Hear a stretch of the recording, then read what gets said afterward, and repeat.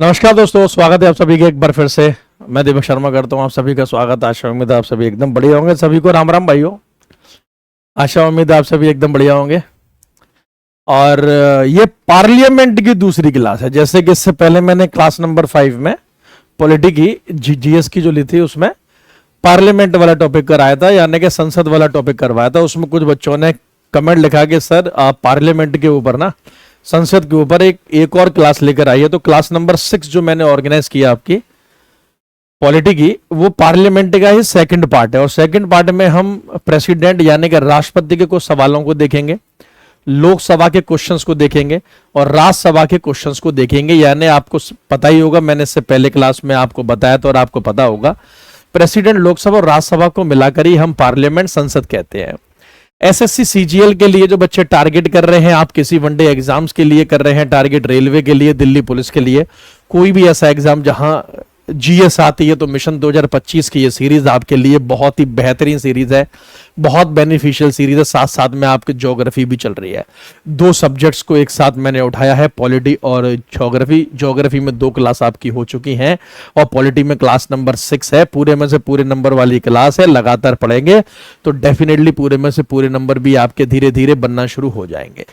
ठीक है, PYQ based ये सेशन रहते हैं, यानी कि प्रीवियस ईयर क्वेश्चंस को मैं पहले स्टडी करता हूं, उनका अध्ययन करता हूं, ठीक है, उनका रिव्यू करता हूं, आकलन करता हूं, फिर उसके परसेप्शन के ऊपर, उसके आधार पे, उसी पैटर्न के आधार पे कुछ नए क्वेश्चंस आपके लिए तैयार किए जाते हैं, जो मोस्ट एक्सपेक्टेड यानी बहुत अत्यधिक संभावित प्रश्न होते हैं जो आपके एग्जाम में आएंगे ही आएंगे। तो चलिए टाइम वेस्ट ना करते हुए सीधे क्वेश्चंस के ऊपर आते हैं और स्टार्ट करते हैं।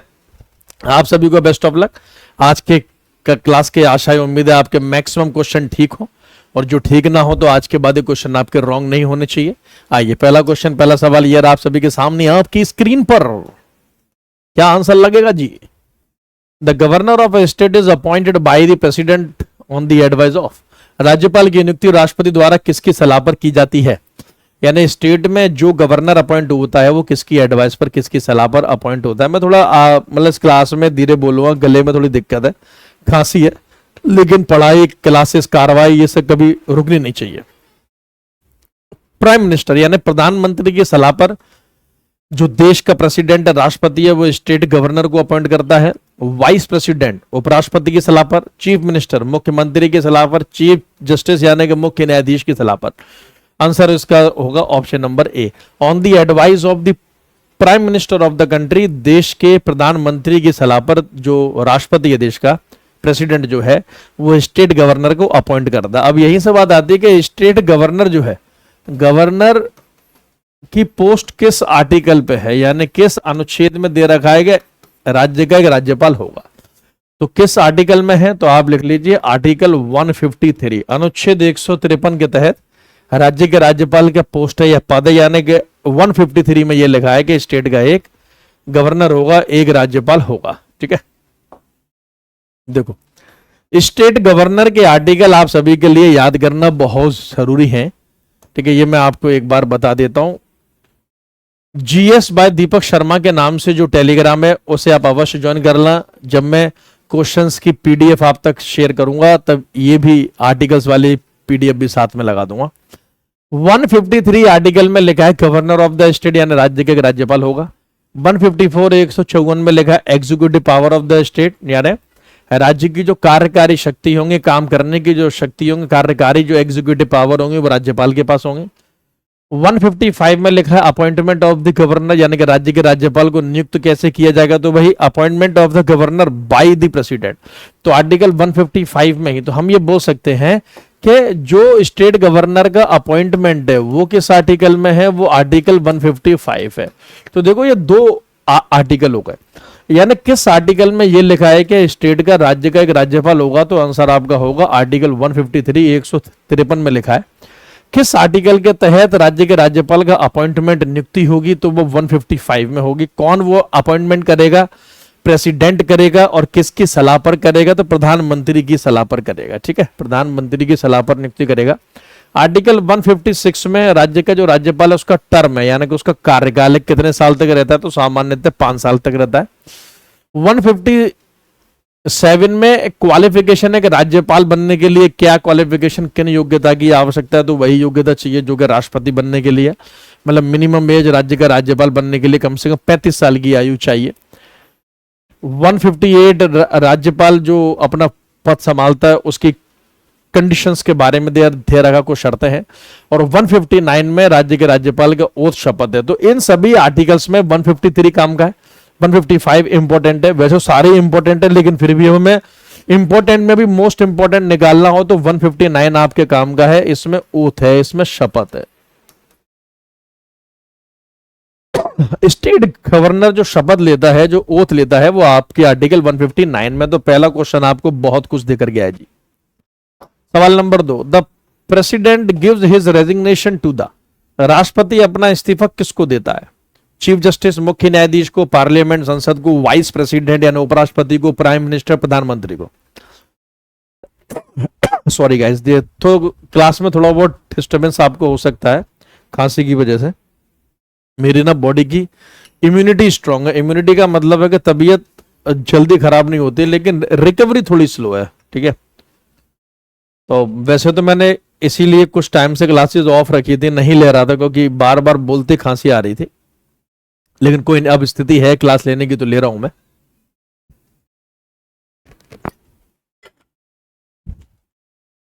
देखो इसका ना बहुत ही प्यारा आंसर है, ठीक है। देश में 2 पद बहुत महत्वपूर्ण है, 2 पोस्ट। एक तो प्रेसिडेंट की पोस्ट यानी कि राष्ट्रपति का पद, एक वाइस प्रेसिडेंट की पोस्ट यानी कि उपराष्ट्रपति का पद। राष्ट्रपति अपना इस्तीफा उपराष्ट्रपति को देता है और उपराष्ट्रपति अपना इस्तीफा राष्ट्रपति को देता है। दोनों आपस में इस्तीफा इस्तीफा खेलते हैं। आप ऐसे याद कर लो, रेजिग्नेशन, त्याग पत्र या इस्तीफा। राष्ट्रपति अपना इस्तीफा उपराष्ट्रपति को सौंपता है और उपराष्ट्रपति अपना इस्तीफा राष्ट्रपति को सौंपता है। दोनों आपस में इस्तीफा इस्तीफा खेलते हैं। इस्तीफा इस्तीफा के भाई तू मेरा इस्तीफा ले ले, मैं तेरा इस्तीफा ले लेता हूं, ठीक है। सॉरी, तो दोनों आपस में इस्तीफा इस्तीफा खेलते हैं। तो आंसर हो जाएगा vice president, option number C. अगर यही प्रेसिडेंट की जगह वाइस प्रेसिडेंट क्वेश्चन में लिखा होता तो आंसर आपका हो जाता प्रेसिडेंट, ठीक है। तो प्रेसिडेंट को अगर अपने पोस्ट से रिजाइन करना हो तो वो वाइस प्रेसिडेंट को देगा अपना रेजिग्नेशन लेटर, त्याग पत्र, और अगर वाइस प्रेसिडेंट को रिजाइन करना हो तो वो अपना रेजिग्नेशन लेटर, त्याग पत्र प्रेसिडेंट को देगा, ठीक है। ये चार्ट याद कर लोगे एरो वाला तो क्वेश्चन ठीक हो जाएगा। सवाल number 3, for what period does the vice president of India hold office, Bharat का उपराष्ट्रपति का कार्यकाल कितने समय का होता है? 5 साल, till the age of 65 year, जब तक 65 का ना हो जाए, 6 साल या 2 साल। उपराष्ट्रपति का देखो, राष्ट्रपति का तो कार्यकाल 5 साल का है। अगर यहां प्रेसिडेंट लिखा होता तो प्रेसिडेंट का टेन्योर बोले तो शुद्ध हिंदी में कार्यकाल मेरे बच्चे 5 इयर्स यानी 5 वर्षों का है, 5 वर्षों का। पूछ रहा क्वेश्चन में वाइस प्रेसिडेंट उपराष्ट्रपति का कार्यकाल, तो उपराष्ट्रपति का कार्यकाल भी 5 साल का ही होता है। उपराष्ट्रपति का कार्यकाल भी 5 ईयर 5 साल का होता है। अब यहीं से आपसे क्वेश्चन बनेगा आर्टिकल यानी कि अनुच्छेद को लेकर एक मैं नए टाइप का क्वेश्चन निकालता हूं, आपको मजा आएगा सॉल्व करने में। कि प्रेसिडेंट जो है यानी कि राष्ट्रपति जो है उसकी पोस्ट किस आर्टिकल में है? तो आर्टिकल 52 यानी कि 52 अनुच्छेद ये कहता है कि देश का एक राष्ट्रपति होगा। वहीं अगर वाइस प्रेसिडेंट की पोस्ट, उपराष्ट्रपति का पद किस आर्टिकल में है? तो आर्टिकल 63 यानी कि 63। तो दोनों 52 और 63 राष्ट्रपति और उपराष्ट्रपति पद का जिक्र करता है, ठीक है, सम्मान पूर्वक। Who among the following holds office during the pleasure of the president? निम्नलिखित में से कौन राष्ट्रपति की इच्छा पर पद पर बना रहता है, यानी इनमें से कौन सी पोस्ट ऐसी है जो राष्ट्रपति के इच्छा अनुसार अपने पोस्ट को संभालती है? कोई फिक्स कार्यकाल नहीं होता, जब राष्ट्रपति चाहे तब उसे हटा सकता है। गवर्नर, राज्यपाल, election commissioner, speaker of Lok Sabha, prime minister, है ना। देखो इसमें प्राइम मिनिस्टर लगभग 5 साल के लिए है या फिर उसका बहुमत ना रहे तो राष्ट्रपति की इच्छा अनुसार तो होगा नहीं। स्पीकर ऑफ द लोकसभा भी वही आप समझ के चलोगे, जब तक लोकसभा है तब तक उसका स्पीकर भी रहेगा। इलेक्शन कमिश्नर वही 65 साल तक का, जब तक ना हो जाए अपने पोस्ट पे रहते हुए 6 साल ना हो गए हों। आंसर लगा लो option number A. State governor का नॉर्मली 5 साल का कार्यकाल होता है, लेकिन राष्ट्रपति चाहे तो कभी भी इसे हटा सकता है। तो हम बोल सकते हैं कि state governor holds his or her post during the pleasure of the president. राज्य का राज्यपाल अपना पद राष्ट्रपति की इच्छा अनुसार संभालता है। तो इनमें आपका ऑप्शन नंबर ए आंसर हो जाएगा। सवाल नंबर 5 की ओर बढ़ते हैं। लंबा चौड़ा सवाल है। सबसे पहली बात तो घबराना नहीं है। Which of the following is not true regarding the payment of the emoluments of the president? निम्नलिखित में से कौन राष्ट्रपति के वेतन के संबंध में असत्य है? या तो 3 सत्य निकाल लो या फिर 1 असत्य निकाल लो। देखो मैं 1 असत्य ही निकाल लेता हूं, ठीक है। ऑप्शन नंबर सी आंसर लगाओ। They are charge on the contingency fund of India. उन्हें भारत के आकस्मिक निधि से लिया जाता है। यानी ये कहने का मतलब ये है कि राष्ट्रपति को जो उपलब्धियां जो मिलती हैं, यानी वेतन जो मिलता है, इमोल्यूमेंट जो मिलता है, सैलरी जो मिलता है, वो कंटिजेंसी फंड से मिलता है नहीं। कंटिजेंसी की जगह आएगा कंसोलिडेटेड। लिख लो कंसोलिडेटेड। राष्ट्रपति का वेतन या जो भी उपलब्धियां, भत्ते वगैरह सुविधाएं मिलती हैं वो कंसोलिडेटेड फंड ऑफ इंडिया से मिलते हैं, भारत के संचित निधि कोष से मिलते हैं, आकस्मिक कोष से नहीं। आकस्मिक की जगह शब्द लिखा आएगा संचित निधि। कंसोलिडेटेड को हिंदी में कहते हैं संचित निधि कोष। संचित निधि कोष से मिलते हैं, इसीलिए ऑप्शन नंबर सी आपका इनकरेक्ट है। इसका मतलब ए, बी और डी एकदम सही है। जैसे फाइनेंशियल इमरजेंसी के दौरान राष्ट्रपति के एमोल्यूमेंट यानी वेतन सुविधाओं में कमी हो सकती है, बिल्कुल हो सकती है जी। They are shown separately in the budget, एकदम सही बात है। इन्हें बजट में बिल्कुल अलग से दिखाया जाता है जो वेतन वगैरह मिलते हैं। They do not require any parliament section, yes ये भी बिल्कुल सही बात है कि राष्ट्रपति को वेतन भत्ते मिलने के लिए पार्लियामेंट के अप्रूवल की आवश्यकता नहीं है, वो तो उसे मिलेगा ही मिलेगा चाहे किसी भी कंडीशन में हो जाए। हाँ ये सही है कि राष्ट्रपति का जो वेतन है वो कंसोलिडेटेड फंड पे होता है, ना तो कंटिजेंसी। तो सी वाला रॉन्ग हो गया, यही आपका आंसर हो गया, रॉन्ग बताना है। भारत सरकार के 3 ही प्रकार के कोष हैं। इस चार्ट को जरा अच्छे से देखो, देख के इंसान अधिक सीखता है। भारत सरकार के गवर्नमेंट ऑफ इंडिया के 3 प्रकार के कोष होते हैं, ध्यान रखिएगा। गवर्नमेंट के यानी भारत सरकार के 3 प्रकार के कोष हैं, 3 प्रकार के खाते हैं। सबसे पहला consolidated fund of India, Bharat का संचित निधि कोष, आर्टिकल 266 266 अनुच्छेद में। कंटिजेंसी फंड ऑफ इंडिया, आकस्मिक यानी आपातकालीन कोष, आर्टिकल 267 में। पब्लिक अकाउंट फंड यानी कि लोक लेखा कोष, आर्टिकल 266 वो भी ए, ठीक है। तो ये आप 3 प्रकार के फंड हैं। सारा पैसा भारत सरकार का यहां पहुंचता है और हाई कोर्ट के जो जज हैं उनकी सैलरी, प्रधानमंत्री की सैलरी, सुप्रीम कोर्ट की सैलरी, राष्ट्रपति की सैलरी, सब यहां से मुख्य काम यहां से होते हैं। इसको इमरजेंसी में रखा जाता है और पब्लिक अकाउंट फंड जो मतलब आपका है इसे रोजमर्रा के लिए इस्तेमाल किया जाता है। इन तीनों फंड्स के ऊपर मैं एक सेपरेट वीडियो बनाऊंगा, थ्योरी में बनाऊंगा, बहुत जल्दी आपको मतलब मिल जाएगा एक सेपरेट वीडियो। ये सेपरेट वीडियो नहीं, आपके सिलेक्शन का आधार बनेंगे ये सब, इसलिए आप इन्हें अच्छे से देखें। पॉलिटी थ्योरी के नाम से एक प्लेलिस्ट तैयार की जाएगी जहां पर आपको सेपरेट वीडियो देखने के लिए मिलेंगे। तीनों फंड्स को मैं 8 से 10 मिनट के अंदर बहुत अच्छे से समझा दूंगा और इसका कोई क्वेश्चन आने वाले समय में रॉन्ग नहीं होगा। अभी हम बैक टू द क्वेश्चन चलते हैं, ठीक है। तो समझ में आ गया। तो कंसोलिडेटेड फंड कौन से आर्टिकल में है, अगर ये पूछा जाए कौन सा अनुच्छेद है, तो आर्टिकल 266 अनुच्छेद 266 में है, जहां पर सारे के सारे भार रहता है।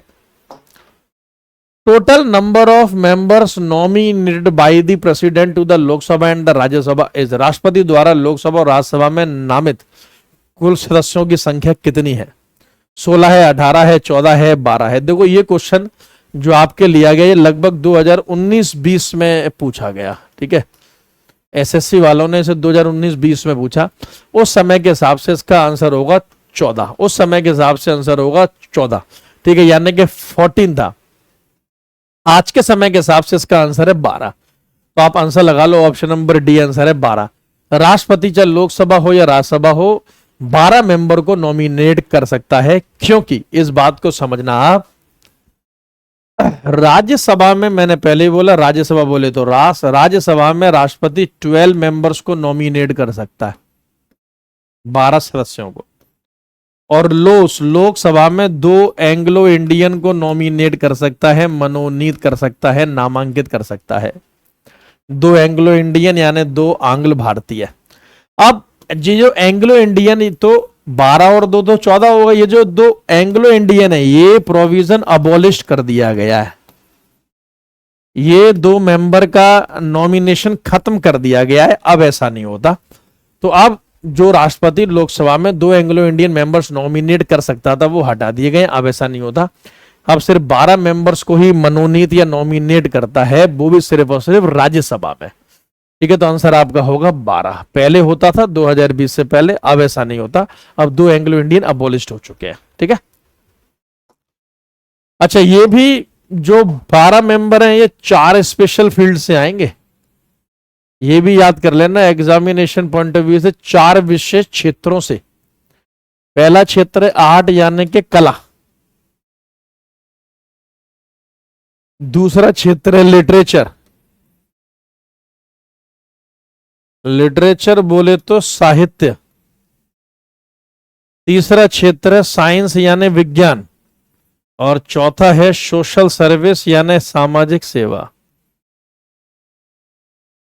सोशल सर्विस, सामाजिक सेवा, 4 क्षेत्रों से 12 मेंबर प्रेसिडेंट नॉमिनेट, मनोनीत या नामांकित कर सकता है राज्यसभा में। सवाल number 7, which one of the following does not constitute the electoral college for electing the president of India?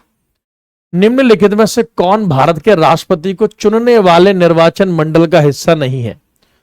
चुनने वाले निर्वाचन मंडल का हिस्सा नहीं है। देखो, राष्ट्रपति के इलेक्शन में लोकसभा के इलेक्टेड मेंबर हिस्सा लेते हैं, यानी लोकसभा के चुने हुए निर्वाचित सदस्य हिस्सा लेंगे। तो ये आंसर नहीं हो सकता, आपको बताना है कौन नहीं लेता। Elected members of legislative assembly of each state, यानी प्रत्येक राज्य के विधानसभाओं के जो मेंबर जो इलेक्ट होकर गए हैं, यानी एमएलए, विधायक हिस्सा लेते हैं। बिल्कुल सही बात है, तो ये भी आंसर नहीं हो सकता, क्योंकि ये हिस्सा लेते हैं। Elected members of Rajya Sabha, yes, ये भी हिस्सा लेते हैं, तो ये भी आंसर नहीं हो सकता। आप आंसर लगा लो, option number C. Elected member of legislative council, यानी राज्यों में विधानसभा के अलावा जो एक और हाउस होता है विधान परिषद, उसके मेंबर हिस्सा नहीं लेते, यानी विधान परिषद के सदस्य हिस्सा नहीं लेते। तो हम बोल सकते हैं कि राष्ट्रपति के इलेक्शन में राज्यसभा के मेंबर्स, लोकसभा के मेंबर्स और एमएलए हिस्सा लेते हैं। ये 3 बातें आप याद कर लो, रास, लोस, एमएलए। वो भी आप एक विशेष शब्द याद रखना, इलेक्टेड यानी कि निर्वाचित, चुने हुए, सारे नहीं, चुने हुए। जैसे जो 12 मेंबर नॉमिनेट होकर पहुंच रहे थे, वो हिस्सा इलेक्शन में नहीं लेंगे, ठीक है। सवाल number 8, the council of minister in a parliamentary type of government can remain in office till it enjoys the support of the. संसदीय सरकार में मंत्रिपरिषद तब तक पद पर बनी रहती है जब तक उसे किसका समर्थन प्राप्त होता है? बताओ। पार्लियामेंट्री टाइप ऑफ गवर्नमेंट में काउंसिल ऑफ मिनिस्टर यानी मंत्रिपरिषद सरकार उस टाइम तक रहती है जब तक उन्हें एबीसीडी में से किसका समर्थन मिले। तो समर्थन मिले ऑप्शन नंबर डी का, यानी majority of the members of the lower house of the parliament. यानी पार्लियामेंट्री अगर सिस्टम है, जैसे हमारे देश का है, संसदीय व्यवस्था है, पार्लियामेंट है जिसके 2 हाउस है, अपर हाउस और लोअर हाउस। अपर हाउस को राज्यसभा कहते हैं, लोअर हाउस को लोकसभा कहते हैं। जब तक लोअर हाउस में मेजोरिटी सपोर्ट करेगी जिस पार्टी को, उस पार्टी का रहेगी सरकार। जैसे अभी बीजेपी वालों के पास है तो बीजेपी वालों की सरकार है। तो लोअर हाउस का मतलब हो गया लोकसभा, ठीक है। तो लोकसभा में जिस पार्टी के पास जब तक मेजोरिटी रहेगी, बहुमत रहेगी, तब तक उसकी गवर्नमेंट यानी कि सरकार रहेगी, ठीक है। सवाल number 9, which of the following appointments is not made by the president of India, निम्नलिखित में से कौन सी नियुक्ति भारत के राष्ट्रपति द्वारा नहीं की जाती है? तो तीन वो निकाल लो जो कि भारत का राष्ट्रपति करता ही करता है, बाकी का जो रह जाएगा वो भारत का राष्ट्रपति नहीं करेगा। देखो, तीनों सेनाओं के अध्यक्ष चाहे कोई भी हो, आर्मी से हो, एयरफोर्स से हो या नेवी से हो, राष्ट्रपति ही अपॉइंट करेगा। तो ये तो दो आंसर नहीं हो सकते। तीनों सेनाओं का अपॉइंटमेंट यानी कि नियुक्ति राष्ट्रपति करता है, नेवी हो, एयरफोर्स हो या फिर आपकी आर्मी हो। Chief justice of India, yes, Bharat के मुख्य न्यायाधीश को भी राष्ट्रपति ही अपॉइंट करता है, तो ये भी आंसर नहीं हो सकता। स्पीकर ऑफ द लोकसभा को राष्ट्रपति अपॉइंट नहीं करता है, याद रखना, ये इलेक्टेड होता है, ये चुना जाता है, चुना जाता है। ये इलेक्टेड है, ये चुना जाता है by the members of the Lok Sabha, Lok Sabha के मेंबर ही इसको चुनते हैं। याद रखें, तो लोकसभा का जो स्पीकर है यानी कि लोकसभा का जो हेड है, it is elected by the Lok Sabha members among the members of the Lok Sabha, यानी कि लोकसभा के सदस्य आपस में ही किसी एक को स्पीकर चुन लेते हैं। ठीक है। सवाल नंबर 10, who appoint the prime minister of India, Bharat के प्रधानमंत्री की नियुक्ति कौन करता है? कौन भाई भारत के प्रधानमंत्री को अपॉइंट करता है? लोकसभा, राष्ट्रपति, पार्लियामेंट या फिर सिटीजन ऑफ इंडिया, भारत के राष्ट्र लोग, नागरिक?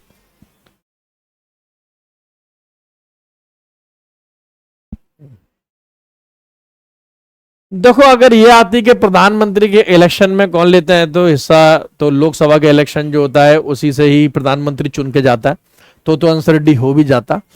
प्रधानमंत्री को अपॉइंटमेंट की बात हो रही है, नियुक्ति की बात हो रही है, तो राष्ट्रपति ही अपॉइंट करता है। चलो, आपके लिए अभी तक 10 क्वेश्चन करे हैं, इसमें एक आपके लिए प्यारा सा कमेंट छोड़ता हूं, एक होमवर्क। कमेंट बॉक्स में लिख के बताना मेरे बच्चे कि पीएम की जो पोस्ट है यानी कि प्रधानमंत्री का जो पद है वो अपने कॉन्स्टिट्यूशन, अपने संविधान के किस आर्टिकल, किस अनुच्छेद में है?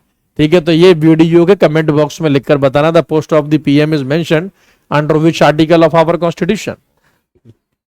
सवाल number 11, first women governor of a state in free India was, स्वतंत्र भारत की पहली महिला राज्यपाल कौन थी? जब हम आजाद हुए तो पहली महिला राज्यपाल कौन थी? मिसेज इंदिरा गांधी, श्रीमती इंदिरा गांधी, मिसेज विजयलक्ष्मी पंडित, मिसेज सरोजिनी नायडू या सुचिता कृपलानी? तो देखो, सुचिता कृपलानी जी तो बनी है फर्स्ट फीमेल सीएम, पहली महिला मुख्यमंत्री, फर्स्ट फीमेल सीएम, पहली महिला मुख्यमंत्री। इंदिरा गांधी बनी है फर्स्ट फीमेल पीएम, पहली महिला प्रधानमंत्री।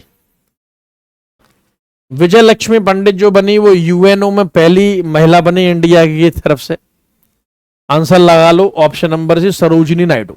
सरोजिनी नायडू बनी आजाद भारत की पहली महिला राज्यपाल। सुचिता कृपलानी भी यूपी उत्तर प्रदेश की बनी और सरोजिनी नायडू भी यूपी उत्तर प्रदेश की बनी। सरोजिनी नायडू को नाइटेंगल ऑफ इंडिया कहा गया है, भारत की कोकिला कहा गया है। नाइटेंगल ऑफ इंडिया यानी कि भारत की कोकिला, भारत की तारीफ करने वाली, भारत के बारे में मीठा बोलने वाली, जैसे कोयल सी तेरी बोली कू, इस हिसाब से मीठा मीठा बोलने वाली। Minimum age required to contest the for presidentship, बच्चों जैसा क्वेश्चन आंसर आना चाहिए। चलो फटाफट जरा इसका आंसर बताओ, राष्ट्रपति पद के लिए कम से कम उम्र कितनी चाहिए? 23, 21, 35 या 30? फटाफट।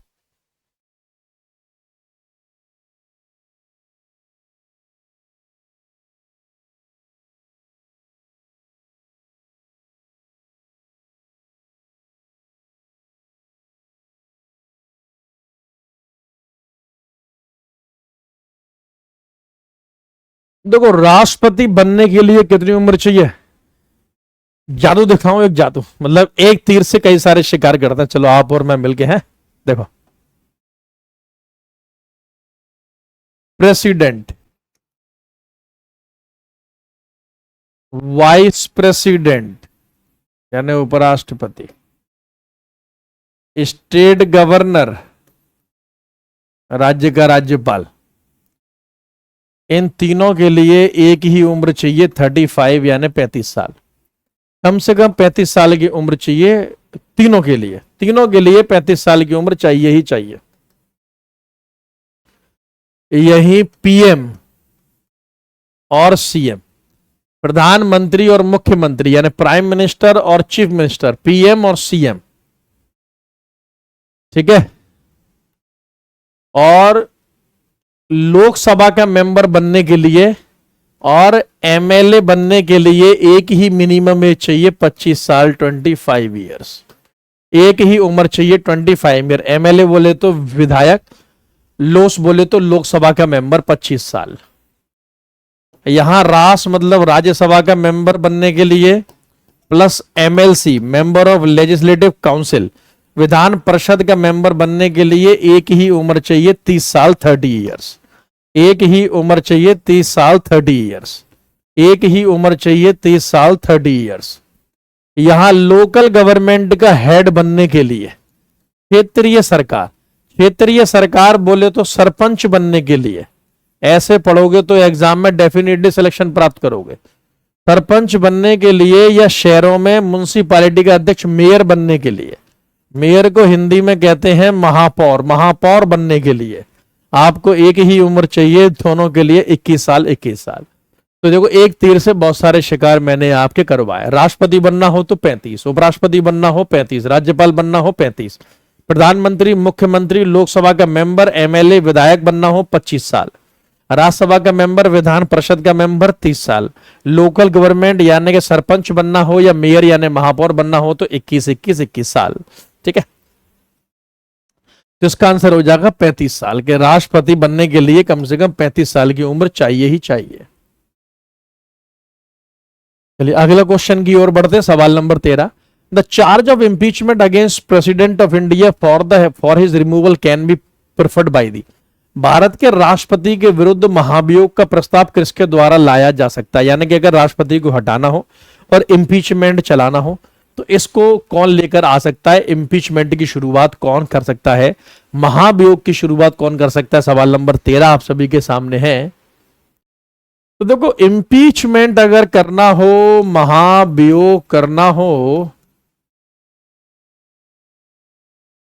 हिंदी में महाभियोग, तो राष्ट्रपति का इम्पीचमेंट आर्टिकल 61 में है। अनुच्छेद 61 कहता है कि राष्ट्रपति को महाभियोग हो सकता है। हम ये बोल सकते हैं कि राष्ट्रपति को हटाने की प्रक्रिया को हम महाभियोग कहते हैं, ठीक है ना। यानी कि removal procedure of the president is called as the impeachment. और impeachment either of the house कर सकता है, आइदर ऑफ द हाउस यानी कोई भी सदन लेकर आ सकता है। आइदर ऑफ द हाउस, कोई भी सदन इसकी शुरुआत कर सकता है। यानी कि राज्यसभा भी राष्ट्रपति को हटाने की शुरुआत कर सकती है और लोकसभा भी कर सकती है, लेकिन हटाने के लिए दोनों की ही मेजोरिटी चाहिए। हटाने के लिए दोनों की ही मेजोरिटी चाहिए, यानी दोनों सदनों का ही बहुमत चाहिए। तो आंसर आपका हो जाएगा option number A, both the houses of the parliament. संसद के दोनों सदनों के द्वारा राष्ट्रपति के ऊपर महाभियोग से उसको हटा सकते हैं, ठीक है। हटाने के लिए जो मेजोरिटी चाहिए वो भी आप याद कर लेना, 2/3 चाहिए, 2/3। ये भी एक पॉइंट में आपको लिखा देता हूं, ठीक है। सवाल नंबर 14, the chief minister of a union territory where such a setup exist is appointed by the. केंद्र शासित प्रदेशों में जहां मुख्यमंत्री की व्यवस्था होती है वहां मुख्यमंत्री की नियुक्ति कौन करता है? ठीक है, तो जाहिर सी बात, देखो अगर कोई ऐसा यूटी है यानी केंद्र शासित प्रदेश है, जैसे मैं दिल्ली को ही लेता हूं, चलो सबसे बेस्ट देश की राजधानी लेते हैं। दिल्ली में विधानसभा है यानी लेजिस्लेटिव असेंबली है। यहां जब आएंगे तो आपको मेट्रो स्टेशन भी इस नाम से मिलेगा। अगला मेट्रो स्टेशन विधानसभा है, दरवाजे बाईं तरफ खुलेंगे, प्लीज माइंड द गैप। तो विधानसभा जो है, लेजिस्लेटिव असेंबली जो है, इसी के मेंबर को एमएलए यानी विधायक कहते हैं। तो दिल्ली में सीएम की पोस्ट है यानी कि मुख्यमंत्री का पद है, और यहां का जो मुख्यमंत्री होता है उसको अपॉइंट लेफ्टिनेंट गवर्नर करता है, उपराज्यपाल करता है। तो आंसर ऑप्शन नंबर ए हो जाएगा। क्वेश्चन यही तो बोल रहा है कि ऐसे केंद्र शासित प्रदेश जहां पर चीफ मिनिस्टर यानी मुख्यमंत्री का पद है, वहां पर मुख्यमंत्री को अपॉइंट यानी कि नियुक्त कौन करेगा? तो वहां पर मुख्यमंत्री को अपॉइंट करेगा वहां का लेफ्टिनेंट गवर्नर, उपराज्यपाल, ठीक है। अच्छा, दिल्ली की विधानसभा में हाउ मेनी सीट्स? तो 70 सीट है। मतलब हम ये बोल सकते हैं कि दिल्ली में कितने एमएलए हैं, कितने विधायक हैं? तो 70 विधायक है। जैसे चाचा विधायक है, ताऊ विधायक, who was the first prime minister of India? Bharat के पहले प्रधानमंत्री कौन थे? ये तो बच्चों जैसा क्वेश्चन है। तो भारत के पहले प्रधानमंत्री पंडित जवाहरलाल नेहरू थे। पंडित नेहरू जी देश के प्रधानमंत्री रहे टिल 1964 तक, लिख लेना 1964 तक, जब से हमारा संविधान लागू हुआ। लगभग 1952 से लेके 64 तक, 1952 से 64 ऑफिशियली देश के प्रधानमंत्री रहे। इंदिरा गांधी जी देश की पहली महिला प्रधानमंत्री रही। डॉक्टर राजेंद्र प्रसाद देश के पहले राष्ट्रपति यानी प्रेसिडेंट रहे। और महात्मा गांधी तो भाई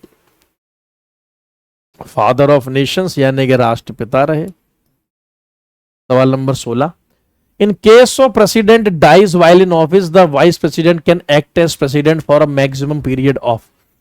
यदि राष्ट्रपति का कार्यकाल के दौरान निधन हो जाए तो उपराष्ट्रपति अधिकतम कितनी अवधि तक कार्यवाहक राष्ट्रपति रह सकता है? आपको यह बताना है। शाबाश, वेरी गुड। कितने समय तक कार्यवाहक राष्ट्रपति रह सकता है? कार्यवाहक राष्ट्रपति रह सकता है। अगर राष्ट्रपति मर जाए, प्रेसिडेंट की अचानक डेथ हो जाए, कारण कुछ भी हो सकता है, या राष्ट्रपति अपना कार्यभार नहीं संभाल पा रहा है, तो उपराष्ट्रपति उस समय कार्यभार संभालता है। मैक्सिमम कितने टाइम तक? तो 6 मंथ तक, यानी कि 6 महीने तक। तो यहां से हम दो बातें समझ सकते हैं कि राष्ट्रपति का पद मैक्सिमम कितने टाइम तक रह सकता है? वैकेट। 6 महीने तक मैक्सिमम राष्ट्रपति का पद खाली रह सकता है, वैकेट रह सकता है।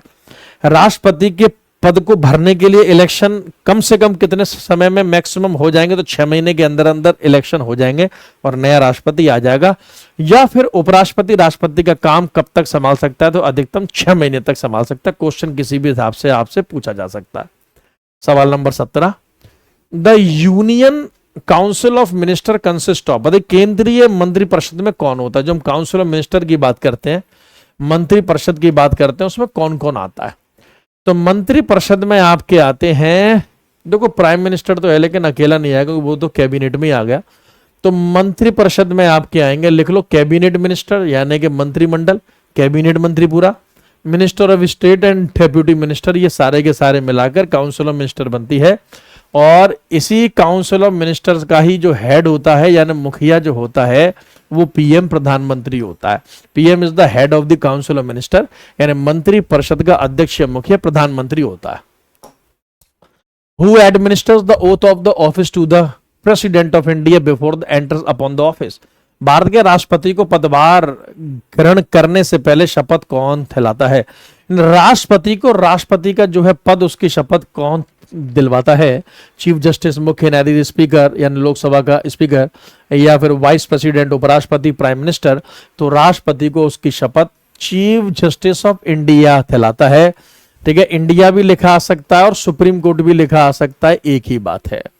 इंडिया भी लिखा आ सकता है और सुप्रीम कोर्ट भी लिखा आ सकता है, यानी सर्वोच्च न्यायालय का जो न्यायाधीश है, मुख्य न्यायाधीश जो है, वो शपथ दिलवाता है भारत के राष्ट्रपति को। और भारत के राष्ट्रपति की जो पद है यानी जो शपथ है, जो ओथ है, वो कौन से आर्टिकल में है? तो आप लिख लो आर्टिकल 60, यानी कि अनुच्छेद 60 जो है वो भारत के राष्ट्रपति के शपथ की बात करता है। इन केस अगर भारत का मुख्य न्यायाधीश नहीं है यानी कि सुप्रीम कोर्ट का आप चीफ जस्टिस नहीं है, तो सुप्रीम कोर्ट में जो सीनियर मोस्ट जो होगा जज, वो शपथ दिलवाएगा। ये मैंने आपको एक ऐसी बात बताई है कि अगर एग्जाम में ऐसा क्वेश्चन आपका फंस जाए कि in the case of the absence of the CGI, यानी कि जब मुख्य न्यायाधीश अनुपस्थित हो या ना हो, तो ऐसे में राष्ट्रपति को शपथ कौन दिलवाएगा? तो राष्ट्रपति को शपथ जो भी उस समय सीनियर मोस्ट होगा जज, सुप्रीम कोर्ट का जो वरिष्ठतम न्यायाधीश जो होगा, वो शपथ दिलवाएगा। ठीक है। सवाल number 19, Who among the following enjoys the rank of a cabinet minister of the Indian Union? निम्नलिखित में से किसे भारत सरकार में कैबिनेट मंत्री का दर्जा प्राप्त होता है? None of the above. Cabinet. देखो क्वेश्चन ये पुराना है लेकिन हम इसका आंसर मार सकते हैं। आप आज के समय में ऐसा क्वेश्चन नहीं बनेगा। Deputy chairman of planning commission, ये लगभग 2019-20 का क्वेश्चन है जो जब ये पूछा गया। यानी योजना आयोग का जो उपाध्यक्ष होता है उसे कैबिनेट मंत्री की रैंक प्राप्त होती है। आज के समय में नीति आयोग हो जाएगा, यानी प्लानिंग कमीशन की जगह अगर क्वेश्चन बनेगा तो नीति आयोग हो जाएगा कि नीति आयोग का जो उपाध्यक्ष है, जो वाइस प्रेसिडेंट है, उसे कैबिनेट मिनिस्टर के मंत्री की रैंक प्राप्त होती है। सवाल number 20, A person who is not a member of a parliament can be appointed as a minister bye the president of a maximum period of, कोई व्यक्ति जो संसद का सदस्य नहीं है उसे राष्ट्रपति अधिकतम कितनी अवधि के लिए मंत्री नियुक्त कर सकता है, बताओ। 9, 3, 12 या 6। मान लो कोई व्यक्ति ना तो लोकसभा का मेंबर है ना ही राज्यसभा का मेंबर है, और फिर भी अगर राष्ट्रपति चाहे तो उसे मिनिस्टर यानी मंत्री बना सकता। आप एग्जाम्पल सीधे मेरा ले लो, जैसे मान लो कि मोदी जी को मैं बहुत पसंद आ गया भाई, मोदी जी को पता लगा ये कोई सर है, दीपक सर बहुत बढ़िया पढ़ाते हैं यार, मेहनत से पढ़ाते हैं, बच्चे चाहे इंपॉर्टेंट समझे या फिर ना समझे लेकिन वो पूरी ईमानदारी के साथ पढ़ाते हैं, एक्टिंग नहीं करते हैं, ड्रामा नहीं करते हैं, ये नहीं कि ये मतलब व्यूज के लिए काम नहीं करते हैं। भाई ठीक है, जिस किसी को समझना होगा समझ लेगा। तो मोदी जी बड़े इंप्रेस हुए, उन्होंने अपने सेक्रेटरी को भेजा, जाओ भाई जरा एक बार दीपक सर से मिल के आओ। अब वो उनका स्टाफ मेरे से एक बार मिलने के लिए आया, तो फिर मेरे स्टाफ ने बोला कि सर तो अभी क्लास ले रहे हैं, और क्लास में तो सर किसी से भी नहीं मिलते, चाहे कोई भी हो, चाहे मोदी जी खुद क्यों ना आ जाए। तो इस बात से मोदी जी बड़े इंप्रेस हुए। वाह, ऐसे ही टीचर्स की आवश्यकता है हमारे देश को। तब उन्होंने राष्ट्रपति को बोला कि ये व्यक्ति मेरे को एक बेहतरीन मंत्रालय के तौर पे मंत्री संभाले, या तो ये मतलब 3-4 ऑप्शन दे दो, रेल मंत्री, फाइनेंस मिनिस्टर, या फिर एजुकेशन मिनिस्ट्री, जो भी सर संभालना चाहे वो संभाल सकते हैं। तो अगर राष्ट्रपति जी चाहें तो मुझे बिना लोकसभा राज्यसभा की मेंबरशिप के 6 महीने तक मैं कोई भी मंत्रालय संभाल सकता हूं, लेकिन 6 महीने कंप्लीट होने के बाद मुझे लोकसभा या राज्यसभा से मेंबरशिप प्राप्त करनी पड़ेगी, वहां से उनकी सदस्यता लेकर आनी ही होगी, किसी भी कीमत पर मेंबरशिप लेकर आनी होगी। तो 6 महीने तक कोई भी देश का नागरिक या व्यक्ति जो चाहे लोकसभा का मेंबर हो या राज्यसभा का मेंबर हो या ना हो, वो पद या मंत्रालय का मंत्री रह सकता है। ये एक बात आप अपने याद रखना, कोई भी आम आदमी रह सकता है, ठीक है। तो ये मैंने पार्लियामेंट का पार्ट 2 आपके लिए कराया संसद का, जो कि एक कुछ और बेहतरीन क्वेश्चन में आपके लिए लेकर आया। पार्लियामेंट के पार्ट 2 में मैंने आपके लिए कराए। ये पंडित जवाहरलाल नेहरू जी हैं, देश के पहले प्रधानमंत्री। आप देख सकते हैं 1947 से लेकर 1964 तक ये देश को इन्होंने मतलब संभाला। ये क्लास 6 जीएस पॉलिटी की मैंने आप लोगों के लिए ली है, ठीक है। और जो बच्चे बिल्कुल नए हैं वो चैनल को फॉलो करें। चैनल को जब आप फॉलो करोगे, दीपक शर्मा सर जी के जीएस के नाम से है, प्लेलिस्ट बनी हुई है, प्लेलिस्ट को आप देख सकते हैं। Geography MCQ Deepak Sharma sir के नाम से 2 वीडियो आ चुके हैं, क्लास 1 क्लास 2, तो ज्योग्राफी में 2 वीडियो आ गई है।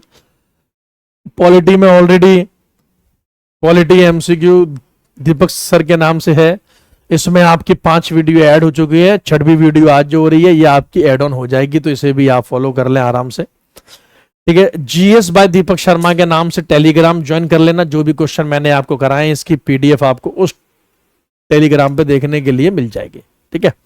चलिए, धन्यवाद आप सभी का, शुक्रिया। अच्छे से पढ़े लिखे, कोई डाउट या कुछ भी कहना हो तो इस वीडियो के कमेंट बॉक्स में आप लिख सकते हैं, ठीक है। Thank you so much. अगली वीडियो बहुत जल्दी आपके पास अपडेट हो जाएगी, जैसे होती है अक्सर मतलब रात के 8 बजे के आसपास, लेकिन मैं वीडियो आपके लिए कभी भी अपलोड कर सकता हूं। बहुत जल्द आपको करंट अफेयर की अब थ्योरी वाली वीडियो मिलना शुरू हो जाएंगी, और आज जो मैंने कहा है कि वो 3 प्रकार के फंड में आपको समझाऊंगा थ्योरी में, उसकी भी वीडियो आप तक पहुंच जाएगी। Thank you so much, bye bye, take care, all the very best, Jai Hind, जय भारत।